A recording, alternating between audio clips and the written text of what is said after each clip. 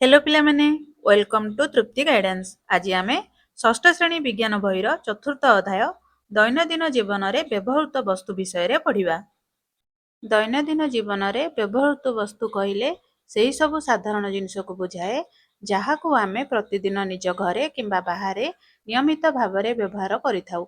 एगुड़िक आमर दैनंदिन कार्य को सहज करबा पई अत्यावश्यक होइथाए। उदाहरण पैंट सार्ट जूता चप्पल यही सबू हेउची दैनंदिन व्यवहृत आवश्यक जिनिस। अच्छा पिला माने बिना चप्पल पिंधि तमे घरू बाहरी परिबो कि बा बिना पोशाक पिंधि तमे घरू बाहरी परिबो कि?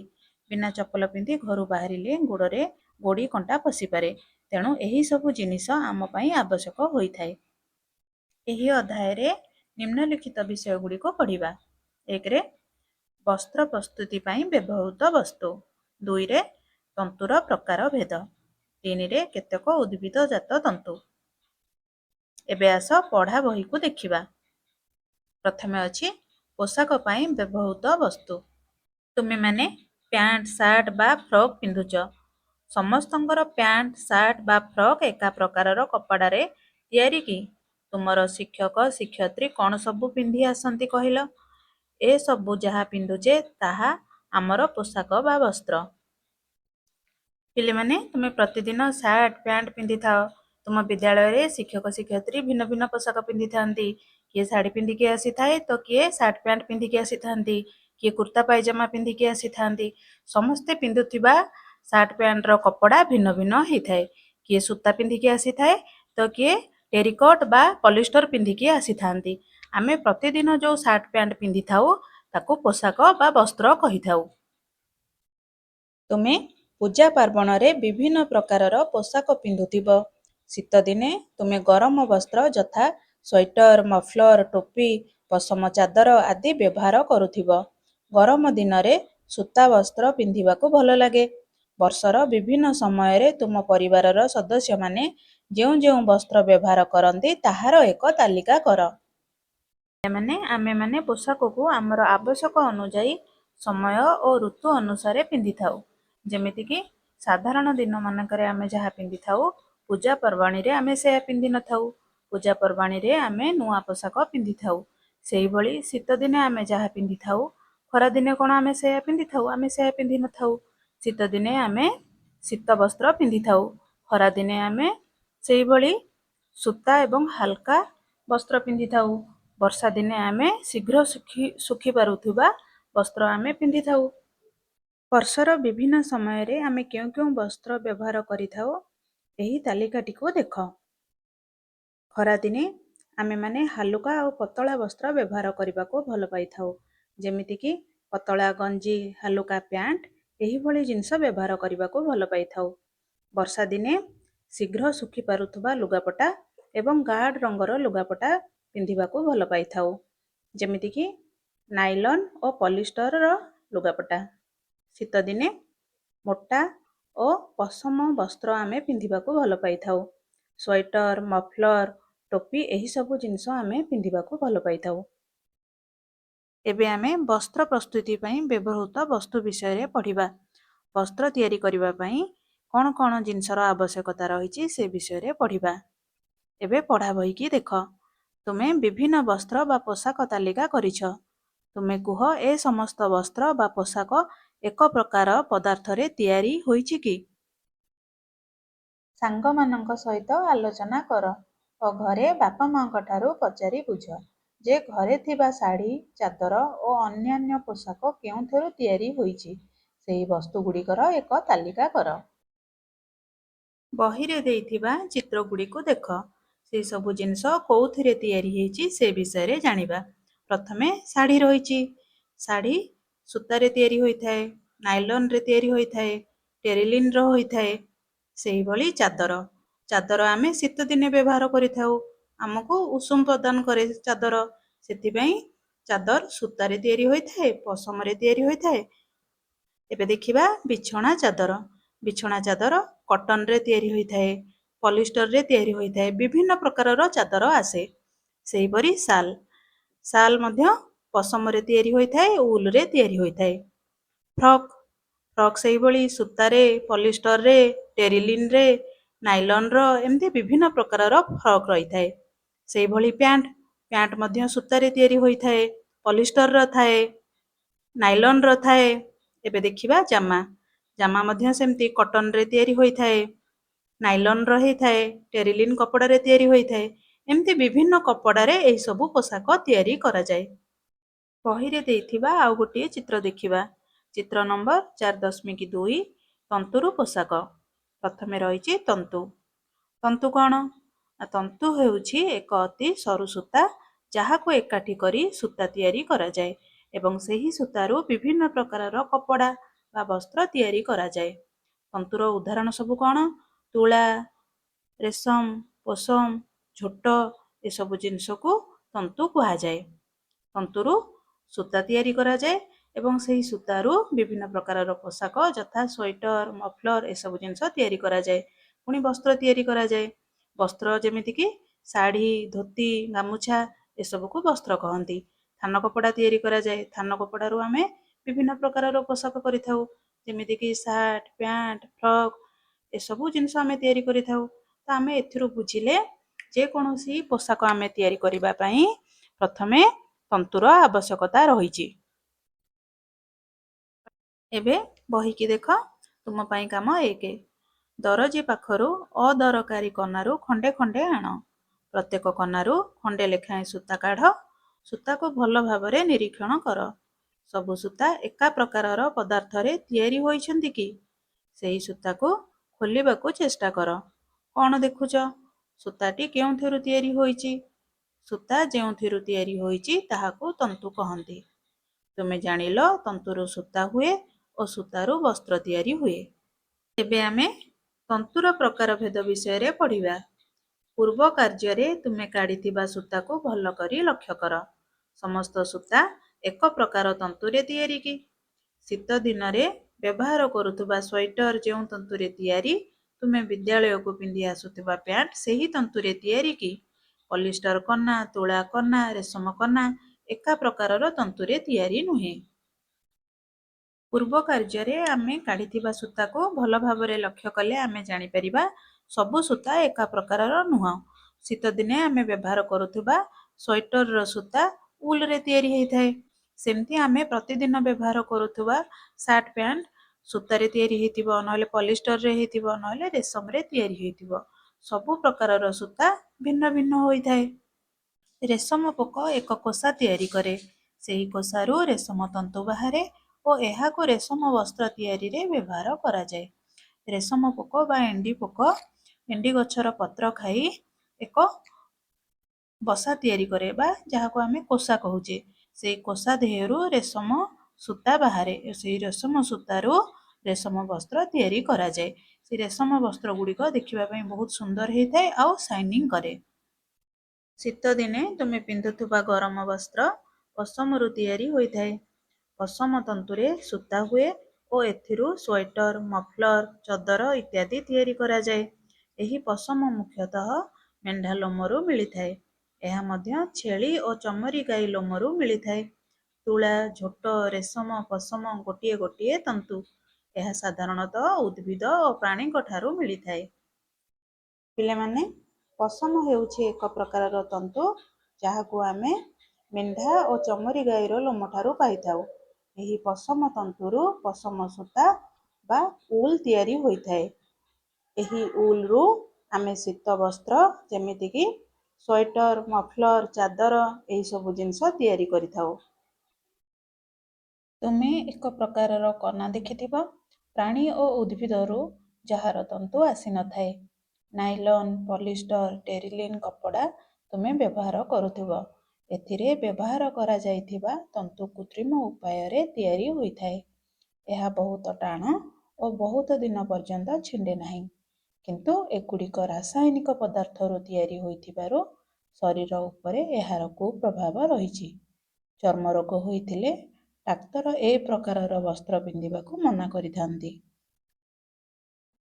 ପିଲାମାନେ, ଆମେ ବହିରେ ପଢ଼ିଥିଲେ ତନ୍ତୁ ଯେମିତିକି ପଶମ, ରେଶମ, କଟନ ଏସବୁକୁ ଆମେ ଉଦ୍ଭିଦ ଠାରୁ କିମ୍ବା ପ୍ରାଣୀମାନଙ୍କ ଠାରୁ ପ୍ରାପ୍ତ କରିଥାଉ। କିନ୍ତୁ ନାଇଲନ, ପଲିଷ୍ଟର, ଟେରିଲିନ ଏସବୁ କପଡ଼ା ଆମେ ପ୍ରାଣୀ କିମ୍ବା ଉଦ୍ଭିଦ ଠାରୁ ପାଇନଥାଉ। ଏଗୁଡ଼ିକୁ ଆମେ ରାସାୟନିକ ପ୍ରକ୍ରିୟା ଦ୍ୱାରା ତିଆରି କରିଥାଉ। ଫଳରେ ଏହି କପଡ଼ା ଗୁଡ଼ିକ ଟାଣ ଏବଂ ଦୀର୍ଘସ୍ଥାୟୀ ହୋଇଥାଏ। କପଡ଼ା ରାସାୟନିକ ପ୍ରକ୍ରିୟା ଦ୍ୱାରା ତିଆରି ହୋଇଥିବାରୁ ଏହାର ବହୁତ ଗୁଡ଼ିଏ ଅପକାରିତା ରହିଥାଏ। ଏହାକୁ ପିନ୍ଧିବା ଦ୍ୱାରା ଚର୍ମଜନିତ ବିଭିନ୍ନ ସମସ୍ୟା ଦେଖାଦେଇଥାଏ। ଚର୍ମ ରୋଗ ହୋଇଥିଲେ ଡାକ୍ତର ଏ ପ୍ରକାରର ବସ୍ତ୍ର ପିନ୍ଧିବାକୁ ମନା କରିଥାନ୍ତି। ଏବେ ଆମେ କେତେକ ଉଦ୍ଭିଦଜାତ ତନ୍ତୁ ବିଷୟରେ ପଢ଼ିବା। ଉଦ୍ଭିଦଜାତ ତନ୍ତୁ କହିଲେ ଆମେ କ'ଣ ବୁଝିଥାଉ? ଯେଉଁ ତନ୍ତୁକୁ ଆମେ ଉଦ୍ଭିଦ ବା ଗଛ ଠାରୁ ପାଇଥାଉ ତାକୁ ଉଦ୍ଭିଦଜାତ ତନ୍ତୁ କହିଥାଉ। ଉଦାହରଣ ସ୍ୱରୂପ କପା ବା ଯାହାକୁ ଆମେ ତୁଳା କହିଥାଉ। ତୁମେ କପା ଗଛ ଦେଖିଛ କି? କପା ଗଛର ଫଳ ପାକଳ ହୋଇଗଲେ ଫାଟିଯାଏ। ସେହି ଫଳକୁ ତୋଳି ଆଣି ସେଥିରୁ ତୁଳା ବାହାର କରାଯାଏ। ତୁଳା ଏକ ଉଦ୍ଭିଦଜାତ ତନ୍ତୁ। କିଛି ତୁଳା ସଂଗ୍ରହ କର, ଏହାକୁ ହାତରେ ଛିଡ଼ାଇ ଦେଖ। କେଉଁ କେଉଁ କାର୍ଯ୍ୟରେ କପା ତୁଳାକୁ ବ୍ୟବହାର କରିଛ ତାହାର ଏକ ତାଲିକା କର। ତୁଳାରୁ ସୂତା ହୁଏ। ତୁଳାକୁ ଏକ ହାତ ଚାଳିତ ଯନ୍ତ୍ର ସାହାଯ୍ୟରେ ଭିଣାଯାଏ। ଆଜିକାଲି ଯନ୍ତ୍ର ସାହାଯ୍ୟରେ ତୁଳାକୁ ଭିଣି ସେଥିରୁ ମଞ୍ଜି ବାହାର କରି ଦିଆଯାଉଛି। ଅମଳ ହୋଇଥିବା କଞ୍ଚା କପାରୁ ମଞ୍ଜିକୁ ଅଲଗା କରିବା ପ୍ରକ୍ରିୟାକୁ ଜିନିଂ କୁହାଯାଏ। ଏହା ପୂର୍ବରୁ ହାତରେ କରାଯାଉଥିଲା, କିନ୍ତୁ ବର୍ତ୍ତମାନ ଏଥିପାଇଁ କପା ଜିନ୍ ନାମକ ଏକ ଯନ୍ତ୍ର ବ୍ୟବହାର କରାଯାଉଛି। ଏହି ସମୟରେ କପାରୁ ଅଳିଆ, ପତ୍ର ଏବଂ ଅନ୍ୟାନ୍ୟ ଅପରିଷ୍କାର ପଦାର୍ଥକୁ ମଧ୍ୟ ଅଲଗା କରାଯାଏ। କପା ଚାଷ ପାଇଁ କୃଷ୍ଣକାପାସ ମୃତ୍ତିକା ଓ ଉଷ୍ଣ ଜଳବାୟୁ ଉପଯୁକ୍ତ ଅଟେ। ଏହି ମୃତ୍ତିକାର ଜଳ ଧାରଣ ଶକ୍ତି ଅଧିକ। ମାଟି ଶୁଖିଗଲେ ଫାଟିଯାଏ, ଫଳରେ ବାୟୁ ପ୍ରବେଶ କରିବା ସହଜ ହୁଏ ଓ ଅଣୁଜୀବମାନେ ଭଲ ବଢ଼ିପାରନ୍ତି। ଆମ ଦେଶର ମହାରାଷ୍ଟ୍ର ଓ ଗୁଜରାଟରେ ଅଧିକ କପା ଚାଷ କରାଯାଏ। ସେଥିପାଇଁ ମୁମ୍ବାଇ, ସୁରଟ, ଅହମ୍ମଦାବାଦରେ ଅଧିକ ଲୁଗା କଳ ରହିଛି। ପିଲାମାନେ, କୌଣସି ଚାଷ କରିବା ପାଇଁ ସେ ଅଞ୍ଚଳର ଭୌଗୋଳିକ ପରିସ୍ଥିତି, ଜଳବାୟୁ ଏବଂ ମୃତ୍ତିକାର ବିଶେଷ ଗୁରୁତ୍ୱ ରହିଛି। ଉଦାହରଣ ସ୍ୱରୂପ ପଞ୍ଜାବରେ ଅଧିକ ଗହମ ଚାଷ କରାଯାଏ। ସେଠି ଧାନ ଚାଷ ଭଲ ହେବନି। ସେମିତି ଓଡ଼ିଶାରେ ଧାନ ଚାଷ ବହୁତ ଭଲ ହୁଏ, ଗହମ ଚାଷ ଭଲ ହେବ ନାହିଁ। କାରଣ ଏଠିକାର ଜଳବାୟୁରେ ଧାନ ଚାଷ ଭଲ ହୁଏ, ପଞ୍ଜାବର ଜଳବାୟୁରେ ଗହମ ଚାଷ ଭଲ ହୁଏ। ସେହିଭଳି କପା ଚାଷ ପାଇଁ କୃଷ୍ଣକାପାସ ମୃତ୍ତିକା ଓ ଉଷ୍ମ ଜଳବାୟୁର ଆବଶ୍ୟକତା ରହିଛି। ତେଣୁ ମହାରାଷ୍ଟ୍ର ଓ ଗୁଜରାଟରେ ଅଧିକ କପା ଚାଷ କରାଯାଏ। ତେଣୁ ମୁମ୍ବାଇ, ସୁରଟ, ଅହମ୍ମଦାବାଦରେ ଅଧିକା ଲୁଗାକଳ ରହିଛି। ଆମ ଓଡ଼ିଶାର କେଉଁ କେଉଁ ଜାଗାରେ କପା ଚାଷ କରାଯାଏ? କଳାହାଣ୍ଡି, କୋରାପୁଟ, ବଲାଙ୍ଗୀର, ରାୟଗଡ଼ା ଏହିସବୁ ଅଞ୍ଚଳରେ କପା ଚାଷ କରାଯାଏ। ତୁମ ଶିମିଳି ବାଡ଼ିରେ ଶିମିଳି ଗଛ ଥିବ। ଶିମିଳି ଗଛ କପା ଗଛ ଠାରୁ ବହୁତ ବଡ଼। ଏହାର ଫଳ ପାକଳ ହୋଇ ଶୁଖିଗଲେ ଫାଟିଯାଏ ଓ ସେଥିରୁ ତୁଳା ବାହାରେ। ତୁମ ଗାଁରେ ଶିମିଳି ଗଛ ଥିଲେ ଖରାଦିନେ ଦେଖିବାକୁ ଚେଷ୍ଟା କର। ଶିମିଳି ତୁଳା କେଉଁ କେଉଁ କାର୍ଯ୍ୟରେ ଲାଗେ ଆଲୋଚନା କରି ତାଲିକା କର। ତୁଳାକୁ ଆମେ କପା ଗଛ ଠାରୁ ପାଇଥାଉ, ଶିମିଳି ଗଛ ଠାରୁ ପାଇଥାଉ। କପା ଗଛ ଦେଖିବାକୁ ଆକାରରେ ଛୋଟ ଥିବାବେଳେ ଶିମିଳି ଗଛ ଆକାରରେ ବହୁତ ଡେଙ୍ଗା ଥାଏ। ଏବେ ଆସ ଆମେ ଭିଡ଼ିଓ ସାହାଯ୍ୟରେ ଦେଖିବା କପାରୁ କିପରି ସୂତା ତିଆରି କରାଯାଏ ଓ ସୂତାରୁ କିପରି ବସ୍ତ୍ର ତିଆରି କରାଯାଏ। ପ୍ରଥମେ କପା ଗଛରୁ କପାକୁ ଅମଳ କରାଯାଏ। ଏହାପରେ ଜିନିଂ ମେସିନ୍ ସାହାଯ୍ୟରେ କପାରୁ ମଞ୍ଜିକୁ ଅଲଗା କରାଯାଏ। ସେହି ସମୟରେ କପାରେ ମିଶିଥିବା ବିଭିନ୍ନ ଅପରିଷ୍କାର ପଦାର୍ଥ ଯେମିତିକି କାଠି, କୁଟା, ପତ୍ରକୁ କାଢ଼ି କପାକୁ ପରିଷ୍କାର କରାଯାଏ। ଏହାପରେ ମେସିନ୍ ସାହାଯ୍ୟରେ କପାରୁ ସୂତା ପ୍ରସ୍ତୁତ କରାଯାଏ। ସେହି ସୂତାରୁ କପଡ଼ା ତିଆରି କରାଯାଏ ଏବଂ ସେହି କପଡ଼ାରୁ ସୁନ୍ଦର ସୁନ୍ଦର ପୋଷାକ ତିଆରି କରାଯାଏ। ପିଲାମାନେ, ଏବେ ଆମେ ଝୋଟ ବିଷୟରେ ପଢ଼ିବା। ଝୋଟ କହିଲେ ତମେ କ'ଣ ବୁଝୁଛ? ଝୋଟ ହେଉଛି ଏକ ପ୍ରାକୃତିକ ତନ୍ତୁ ଯାହାକି କର୍କୋରସ୍ ନାମକ ଗଛର କାଣ୍ଡର ବକଳରୁ ବା ଛେଲିରୁ ପ୍ରସ୍ତୁତ କରାଯାଏ।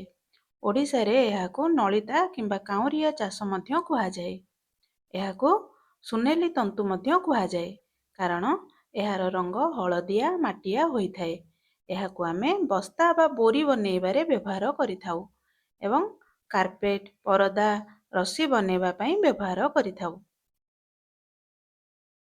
ପିଲେମାନେ ଏବେ ବହିକୁ ଦେଖ। ଧାନ, ଚାଉଳ ଆଦି ପୂରାଇ ରଖିବା ପାଇଁ ବସ୍ତା ବ୍ୟବହାର ହେଉଥିବାର ତୁମେ ଦେଖିଥିବ। ତାହା କେଉଁଥିରୁ ତିଆରି? ସେଗୁଡ଼ିକ ଝୋଟ ବାଣୀରେ ତିଆରି। ଆଜିକାଲି ପ୍ଲାଷ୍ଟିକ ବସ୍ତାର ବ୍ୟବହାର ମଧ୍ୟ କରାଯାଉଛି। ଝୋଟ ଏକ ଉଦ୍ଭିଦଜାତ ତନ୍ତୁ। ଯେଉଁମାନେ ଗାଁରେ ରହୁଛ ସେମାନଙ୍କ ମଧ୍ୟରୁ କେତେକ ଡେଙ୍ଗା ଡେଙ୍ଗା ସରୁ ସରୁ ଗଛ ଚାଷ କରାଯାଉଥିବା ଦେଖିଥିବ। ଏଗୁଡ଼ିକ ନଳିତା ଗଛ। ଗାଁରେ ଓ ସହରରେ ମଧ୍ୟ ଦୀପାବଳି ଦିନ କାଉଁରିଆ କାଠି ଜଳାଇ ପୂର୍ବପୁରୁଷଙ୍କୁ ଡାକନ୍ତି। ସେଗୁଡ଼ିକ ନଳିତା ଗଛର କାଠି। ନଳିତା ଗଛର ବାହ୍ୟ ଆବରଣରୁ ଝୋଟ ପ୍ରସ୍ତୁତ କରାଯାଏ। ଏହି ଗଛରୁ ଝୋଟ କିପରି ବାହାର କରାଯାଏ କେବେ ଦେଖିଛ କି? ନଳିତା ଗଛକୁ କାଟି ବିଡ଼ା ବନ୍ଧାଯାଏ। ସେହି ବିଡ଼ାଗୁଡ଼ିକୁ ଗଡ଼ିଆ ପାଣିରେ ପ୍ରାୟ 15 ଦିନ ପର୍ଯ୍ୟନ୍ତ ବୁଡ଼ାଇ ରଖାଯାଏ। ନଳିତା ବିଡ଼ା ପାଚିଗଲା ପରେ ତାକୁ ବାଡ଼େଇ ଝୋଟ ତନ୍ତୁ ବାହାର କରାଯାଏ ଓ ଖରାରେ ଶୁଖାଇ ରଖାଯାଏ। ପିଲେମାନେ, ପ୍ରଥମେ ଚାଷୀ ଲଳିତା ଗଛକୁ କାଟି ବିଡ଼ା ବାନ୍ଧି ତାକୁ ପାଣିରେ 15ରୁ 20 ଦିନ ଯାଏଁ ବୁଡ଼େଇକି ରଖନ୍ତି। ତାପରେ ଗଛଗୁଡ଼ିକ ପାଣିରେ ପଚିଗଲା ପରେ ତାକୁ ବାଡ଼େଇ ବାଡ଼େଇ ଝୋଟ ତନ୍ତୁ ବାହାର କରାଯାଏ। ତାପରେ ଖରାରେ ତାକୁ ଶୁଖାଯାଏ। ଖରାରେ ଶୁଖିଲା ପରେ ଏହି ଝୋଟ ତନ୍ତୁ ସୁନେଲି ରଙ୍ଗ ବା ହଳଦିଆ ରଙ୍ଗର ଦେଖାଯାଏ। ଏହିପରି ଭାବରେ ଝୋଟ ତନ୍ତୁ ପ୍ରସ୍ତୁତ କରାଯାଏ। ବର୍ଷା ଦିନେ ପଟୁମାଟିରେ ନଳିତା ଚାଷ କରାଯାଏ। ଆମ ଦେଶର ପଶ୍ଚିମବଙ୍ଗରେ ଅଧିକ ନଳିତା ଚାଷ କରାଯାଏ। ଓଡ଼ିଶାର କେନ୍ଦ୍ରାପଡ଼ା ଜିଲ୍ଲାରେ ମଧ୍ୟ ନଳିତା ଚାଷ କରାଯାଏ। ଝୋଟରୁ କ'ଣ କ'ଣ ତିଆରି ହୁଏ ତାହାର ଏକ ତାଲିକା କର। ପିଲେମାନେ, ଏବେ ଆମେ ନଡ଼ିଆ ଗଛର ତନ୍ତୁ ବିଷୟରେ ପଢ଼ିବା। ନଡ଼ିଆ ଗଛରୁ ମୁଖ୍ୟତଃ ଦୁଇ ପ୍ରକାରର ତନ୍ତୁ ମିଳିଥାଏ। କତା ଏବଂ ନଡ଼ିଆ ପତ୍ରରୁ ତନ୍ତୁ ମିଳିଥାଏ। କତା ଆମକୁ ପାଚିଲା ନଡ଼ିଆରୁ ମିଳିଥାଏ। ଏହା ମୋଟା, ଶକ୍ତ ଏବଂ ଟାଣୁଆ ହୋଇଥାଏ, ଯାହାକୁ ମୁଖ୍ୟତଃ ଗଦି, ବ୍ରସ୍, ଦଉଡ଼ି ଏବଂ ପାପୋଛ ତିଆରିରେ ବ୍ୟବହାର କରାଯାଏ। ତୁମ ଅଞ୍ଚଳରେ ନଡ଼ିଆ ଗଛ ଅଛି କି? ନଡ଼ିଆ ଛଡ଼ାଇ ଦେଲେ ଏହାର ଚୋପା ବାହାରେ। ଏହାକୁ ନଡ଼ିଆ କତା କହନ୍ତି। ତାହା ହିଁ ନଡ଼ିଆ ଗଛର ତନ୍ତୁ। ଏହି ତନ୍ତୁରେ ଦଉଡ଼ି, ରଶି, ପାପୋଛ, ଗଦି ଆଦି ତିଆରି ହୁଏ। ଏହି ନଡ଼ିଆ ତନ୍ତୁରୁ ଅନ୍ୟ କ'ଣ ତିଆରି ହୁଏ ତାହା ଆଲୋଚନା କରି ଲେଖ। ନଡ଼ିଆ ତନ୍ତୁରୁ କେଉଁ ସବୁ ଜିନିଷ ତିଆରି କରାଯାଇପାରିବ ତାହାର ଏକ ତାଲିକା ତିଆରି କରିବା। କତାରୁ ଘର ସଜେଇବା ସାମଗ୍ରୀ ତିଆରି ହୁଏ, ଯେମିତିକି ହାତୀ, ଘୋଡ଼ା, ବିଭିନ୍ନ ପ୍ରକାରର ଖେଳନା ତିଆରି ହୁଏ। ଗାଲିଚା ତିଆରି ହୁଏ। ବ୍ରସ୍, ଝାଡ଼ୁ, ଗଦି, କୋକୋପିଟ୍ ବା ନଡ଼ିଆ ଖତ ତିଆରି ହୁଏ। ଏମିତି ବିଭିନ୍ନ ପ୍ରକାରର ଜିନିଷ ତିଆରି କରାଯାଏ। ଏବେ ଆମେ ଚରଖାରେ ତନ୍ତୁରୁ ସୂତା କିପରି ପ୍ରସ୍ତୁତ କରାଯାଏ ସେ ବିଷୟରେ ପଢ଼ିବା। ତନ୍ତୁରୁ ସୂତା ତିଆରି କରିବାର ପ୍ରକ୍ରିୟାକୁ ଯଦି ଆମେ ଚରଖା ମାଧ୍ୟମରେ ଦେଖିବା, ତେବେ ଏହା ଏକ ପାରମ୍ପରିକ ଏବଂ ହସ୍ତଚଳିତ ପଦ୍ଧତି ଅଟେ। ଏହି ପଦ୍ଧତିରେ ସାଧାରଣତଃ କପା ତନ୍ତୁକୁ ସୂତାରେ ପରିଣତ କରାଯାଏ। ଏବେ ବହିକୁ ଲକ୍ଷ୍ୟ କର। ତୁଳା ବିଣ୍ଡାଟିଏ ନିଅ। ଏହାକୁ ହାତରେ ବଳି ସୂତା ତିଆରି କରିବାକୁ ଚେଷ୍ଟା କର। ଏହି ସୂତା ତୁମେ ଦେଖିଥିବା ସୂତା ପରି ସରୁ ହେଉଛି କି? ସୂତା ତିଆରି ପାଇଁ ଯନ୍ତ୍ର ରହିଛି। ଗାନ୍ଧିଜୀ ତକଲି ଓ ଚରଖାରେ ସୂତା କାଟୁଥିଲେ ଓ ସମସ୍ତଙ୍କୁ ସୂତା କାଟିବା ପାଇଁ କହୁଥିଲେ। ସେତେବେଳେ ସମସ୍ତେ ହାତ ବୁଣା ତନ୍ତଲୁଗା ପିନ୍ଧୁଥିଲେ। କିଛି ଝୋଟ ନେଇ ହାତରେ ବଳି ଦଉଡ଼ି ତିଆରି କର। ଆଜିକାଲି ବିଭିନ୍ନ ପ୍ରକାରର ଯନ୍ତ୍ର ସାହାଯ୍ୟରେ ସୂତା କଟା ଯାଉଛି ଓ ଲୁଗା ବୁଣା ଯାଉଛି।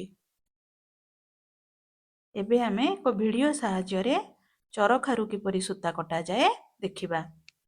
ପ୍ରଥମେ ପ୍ରସ୍ତୁତ ହୋଇଥିବା ପୁଣିକୁ ଚରଖାର ମୁଖ୍ୟ ଧାରକରେ ଲଗାଯାଏ। ଗୋଟେ ହାତରେ ଚରଖାର ହ୍ୟାଣ୍ଡଲକୁ ଘୁରାନ୍ତି ଏବଂ ଅନ୍ୟ ହାତରେ ପୁଣିରୁ ଧୀରେ ଧୀରେ ତନ୍ତୁକୁ ଟାଣନ୍ତି।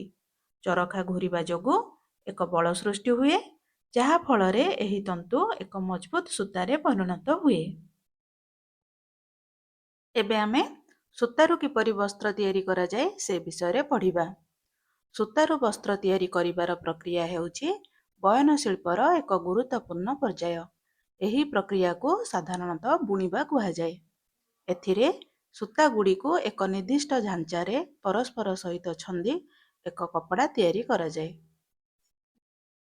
ଉପର ଚିତ୍ରକୁ ଦେଖ। ଏଠାରେ ହାତରେ ପଶମ ସୂତାରୁ ଶୀତବସ୍ତ୍ର ତିଆରି କରାଯାଉଛି। ତୁମ ଘରେ କିଏ ସ୍ୱେଟର ମଫଲର ବୁଣନ୍ତି କି?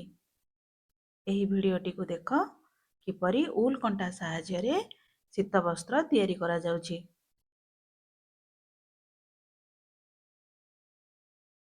ତନ୍ତ ସାହାଯ୍ୟରେ ଶାଢ଼ୀ, ଧୋତି, ଗାମୁଛା ଆଦି ବୁଣାଯାଏ। ତଳଚିତ୍ରକୁ ଦେଖ। ସମାଜରେ ଏହାର ବହୁଳ ବ୍ୟବହାର ଅଛି। ଆଜିକାଲି କଳକାରଖାନାରେ ବସ୍ତ୍ର, ଶୀତବସ୍ତ୍ର ଆଦି ତିଆରି କରାଗଲାଣି। କିନ୍ତୁ ତନ୍ତବୁଣା ଶାଢ଼ୀ, ଚଦରର ଆଦର ଆଜି ମଧ୍ୟ ରହିଛି। ଆମ ଓଡ଼ିଶାର ସମ୍ବଲପୁର, ସୋନପୁର, ଆଠଗଡ଼, ବ୍ରହ୍ମପୁର ଆଦି ଅଞ୍ଚଳରେ ତନ୍ତ ଲୁଗା ବୁଣାଯାଏ।